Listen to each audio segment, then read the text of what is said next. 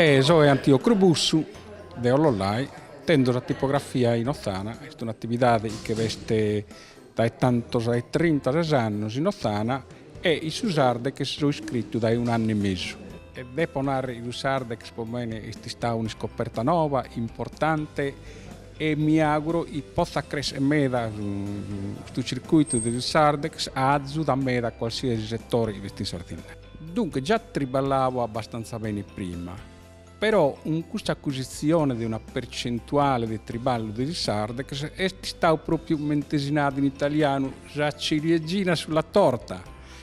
Poi te ho acquisito altri clienti che sono venuti da cada parte della Sardegna e dopo bisogna ringraziare la sede di Serramanna dello Sarde che in sul primo momento io ho cominciato a triballare, sono stato disponibilissimo a mazzudare e a mi porre in condizione di triballare in maniera.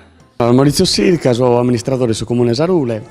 Noi già insieme non pasticcheddo di storia del Sardex che abbiamo più già un incontro con Nicola Pirina che è il direttore.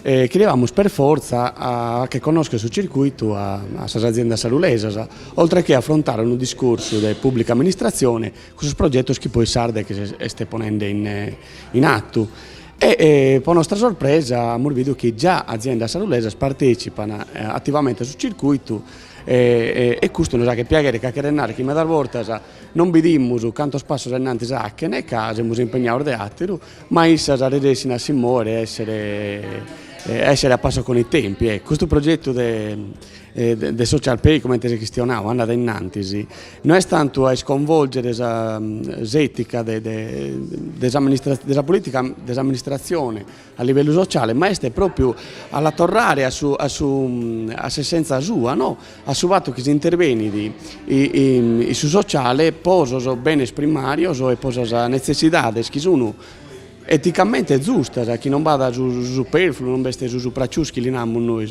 Quindi che renare proprio tornare a sa base, a essenza del comune che interviene di sa vita cittadina e sociale, poi che naschiva, ecco, per un'assistenza, per una cosa etica pura.